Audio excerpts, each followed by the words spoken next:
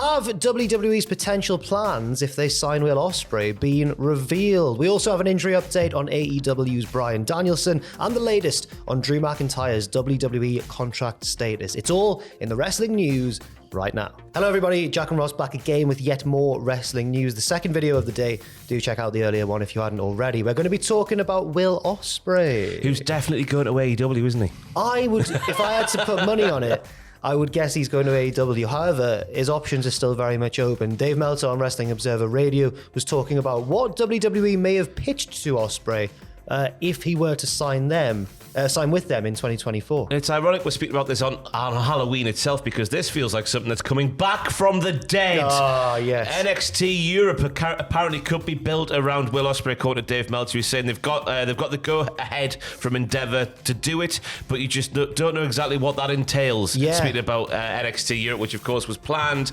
it was mentioned by Shawn Michaels, the sexy boy himself, very early this year. That was getting sort of canned for a little bit, which we then learned because of the Endeavour sort of merger, the new company with the UFC and whatnot, TKO or whatever, that bollocks.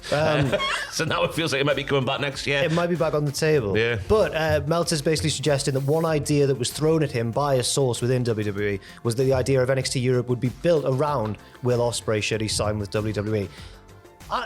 Obviously, we don't know how much they would have offered him, and that's going to affect every decision that he makes and all that. But I wouldn't appeal to me that much. No, not at all. If you're going to sign with WWE and you Will Ospreay, he might be one of the best wrestlers in the world. He just might be, You want to be headlining WrestleMania? He's got to be on WrestleMania. Yeah, you're not going to get there as part of NXT Europe. No, and just looking at the track record of NXT UK and how that fizzled out very dramatically, or not. Well, no, the opposite. How it fizzled out very anticlimactically. Yeah.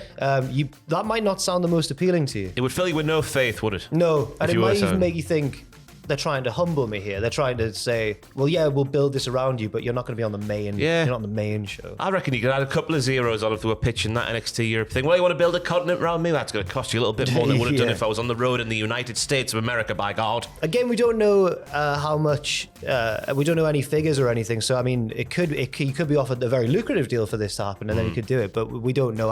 I agree with you. I reckon, without knowing any insider info, it just looks like AEW is the more likely destination. The role that's been pitched apparently mooted around Will Ospreay's name there feels like one for someone who's a bit more like, coming towards the end of their career, who's been there and done it. Sheamus. Yeah. Well, yeah, I mean, I'm just trying to think of someone from Europe who is, nearing the end of the career compared to the start of it, Speaking of AEW, Justin Barrasso of Sports Illustrated has followed up on something we were speculating on yesterday, but he's actually confirmed the opposite thing, if that makes sense. So it looked like to us watching the angle, it looked like an angle being played out between Bryan Danielson and Kazuchika Okada. I can't talk this morning, at the end of Dynamite last week, but then it turned out it was real. Bryan needs surgery. Claudio Castagnoli said this on Collision, but now, we don't know. No.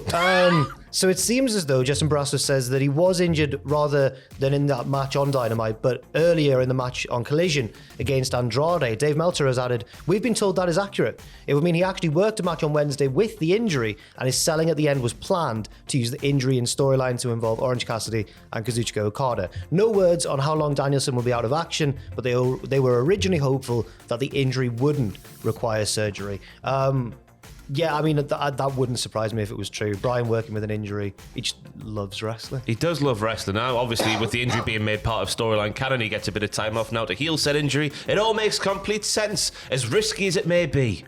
Well, the risk might not have paid off because they thought he wouldn't need surgery, but now he might do. But it does make sense that, because we did comment on how heartless Okada looked when he was standing over Bryan Danielson and kind of mocking him. It did feel like they were setting up another match between the pair of them. I imagine it will in the long term, surely. But now it all makes sense, and I don't think Okada's as much of a nasty man as I did. I still think he's a nasty man. He's a nasty man. He was laughing at a man who was down. He was, that is rubbing true. salt in the wound. When Bryan does return, it may not potentially be for much longer, though. As Dave Meltzer says, in theory, Danielson's contract will be over in September. Obviously, Tony Khan could extend it, but he's not going to be a dirty guy in this situation if Bryan wants to be finished with his deal. He's not going to be a dirty guy. I wonder where that term's come from, the dirty guy. What's happened in the professional wrestling business that's been told to Dave Meltzer as being someone being a dirty guy? A dirty guy. I mean, it could be endless in terms of, the wrestling business, because there's lots of dirty guys, as we've learned over the past absolutely. few years, but Elsewhere in AEW, a tag team match has been confirmed for this week's Dynamite. Ross, it's the former, I still don't know what to call them. It's the former JAS, Cool Hand Ange and Daddy Magic Matt Menard. Yeah, they're taking on Chris Jericho and Kenny Omega.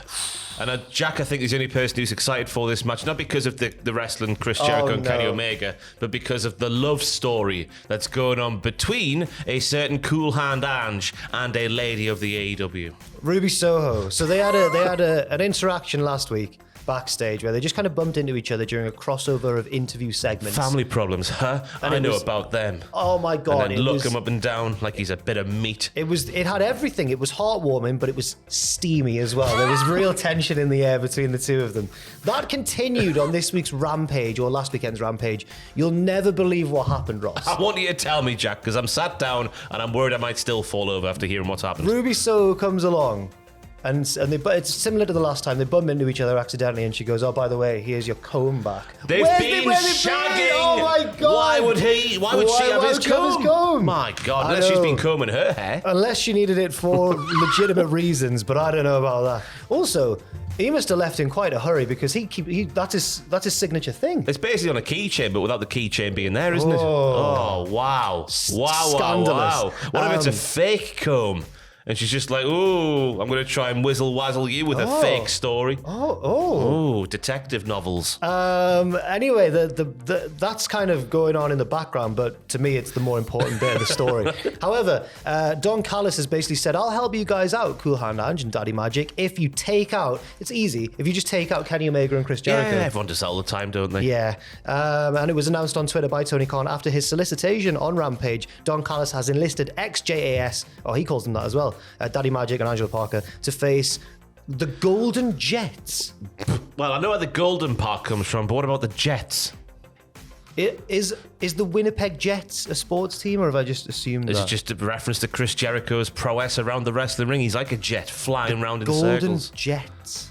I like it anyway. If you know, let us know in the comments down below. Yeah, but that match is going to happen this week on Dynamite. Like I say, if the ex-JAS win, Don Callis is going to help them out. He might recruit them full time. They're not going to win. It does make sense, doesn't it? Yeah, it does make sense. sense. Don Callis doesn't like Kenny Omega or Chris Jericho. No, he hates both of them. He wants them to suffer. Yes. And finally, Fightful Select have been reporting on the latest regarding Drew McIntyre's WWE contract. Yeah, recently Fightful have reported that many top WWE stars whose contracts are expiring in 2024 have yet to be approached by the company. We can't say that Drew McIntyre, has not been approached, but as of now, we're told that Drew McIntyre has not signed a new contract with the WWE. There has been some Twitter rumours indicating that he had re-signed, but according to what he and WWE have told people, that is not true. We'll likely be updating this repeatedly as the process goes, as Drew McIntyre is the first major domino that could fall in the TKO era of re-signing major talent to WWE deals.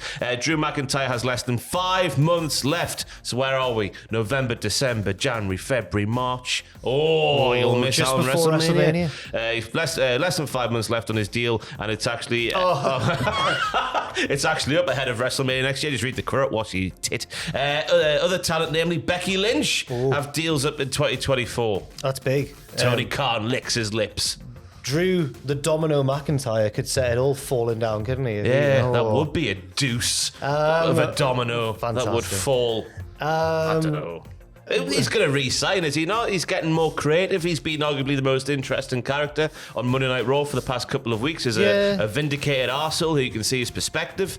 I guess it depends where it goes. If he's going to win the world title at Crown Jewel, I guess we take that he's staying. I no longer think he's going to win the title at Crown Jewel. Why? Because CM Punk's coming back. No, I think Rollins will retain and then get cashed in on. Oh, yeah. It's either going to be one of those two things. I can't see Rollins walking away from the show with the title. No, that seems, it's all coming to a head for Seth Rollins. Anyway, I should mention that you can catch Will Ospreay's final Impact Wrestling match from this past Friday's Turning Point event in Newcastle upon Tyne, which some of us went to this coming Friday night. It's going to be on Impact Plus and Fight as well, featuring Tom Campbell off of Cultaholic as the ring announcer. I know. Hey. There's also a tier list on the channel, AEW superstars who were saved from retirement by their company, which includes Eddie Kingston. He was going to retire if he didn't sign for AEW the month he did so it's on the channel right now. Look at Andrew's lovely little face in the thumbnail, it's not in the thumbnail at all. I've just messed that up completely. And I've finished writing the script for, but I haven't yet recorded. So, I mean, it could be a little while until it goes out. But I've finished the next script for the next Weirdest Episodes episode. And it's a TNA one to celebrate the rebrand, or the rebrand. Yes. And there you have it. That's the rest of the wrestling news. As I mentioned, check out our earlier news video today as well to keep up to date on all the latest wrestling news, and check out cultaholic.com as well. Thanks to the wonderful Aidan Gibbons. And you can leave your thoughts and opinions in the comments section down below. I've been Jack, this has been Ross, and we'll see you very soon.